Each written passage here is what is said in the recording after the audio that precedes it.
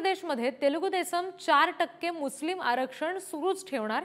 चंद्रबाबू नायडू यांचे सुपुत्र नारा लोकेश यांनी ही घोषणा केलेली आहे। आंध्रमध्ये ओबीसी कोट्यातून मुस्लिमांना आरक्षण आहे। सरकार म्हणून समाजाच्या मागास वर्गाचा विकास ही जबाबदारी आहे। एनडीएत काही मुद्द्यांवर असहमती आहे असं देखील समोर येत आहे। प्रतिनिधी शिवाजी काळे यांच्याकडून अपडेट्स घेऊया। शिवाजी, काय नेमकं म्हटलेलं आहे या घोषणेदरम्यान? यामध्ये सगळ्यात महत्त्वाचं आपण जर पाहिलं असेल, जेव्हा निवडणुका सुरू होत्या त्या दरम्यान भाजपच्या नेत्यांनी मुस्लिम आरक्षणावरून इंडिया आघाडीच्या नेत्यांवरती निशाणा साधला होता।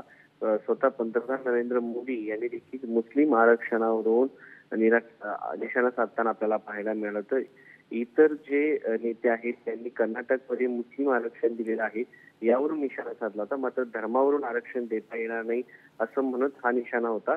तसं जर पाहिलं तर मुस्लिम समाजातील ज्या जाती आहेत, ज्या मागास जाती आहेत सामाजिक दृष्ट्या, त्या जातींना आजही आरक्षण दिलं जातं। गुजरातमध्ये देखील अशा पद्धतीचं आरक्षण आहे। आणि आता एकीकडे भाजप अशा पद्धतीने प्रचार करत होतं की मुस्लिमांना आरक्षण दिलं जाणार नाही। मात्र आंध्र प्रदेशमध्ये चंद्रबाबू नायडू ज्यांना 16 लोकसभेच्या जागा जिंकलेल्या आहेत आणि सध्याच्या गठबंधन सरकारमध्ये ते महत्वाचे घटक असणार आहेत। त्यांच्या मुलाने असं हे वक्तव्य केलेलं आहे। नारा लोकेश यांनी म्हटलेलं आहे की मुस्लिमांना जे आरक्षण दिलं जात आहे 4% आंध्र प्रदेशमध्ये, तर ते कायम ठेवलं जाणार आहे।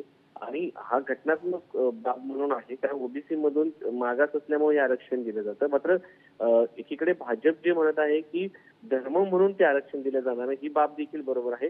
मात्र भाजप ज्या पद्धतीने मुस्लिम समाजाबद्दलच्या ज्या घोषणा होत्या त्या पाहता आता जे आरक्षण रद्द करण्याच्या बाबतीमध्ये भाजपने घेतलेलं जे स्टँड होतं त्यांना आता मवाळती भूमिका घ्यावा लागणार आहे, कारण गठबंधनचं सरकार आहे आणि चंद्रबाबू नायडू हे अत्यंत महत्वाचे घटक पक्ष आहेत।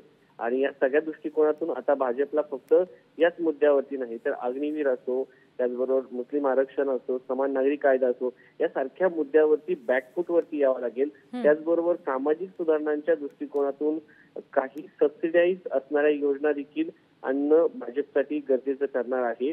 दुसरीकडे जर पाहिलं तर आर्थिक बाबतीत देखील भाजपला मोठा फटका बसण्याची शक्यता आहे, कारण भाजपची ज्या पद्धतीने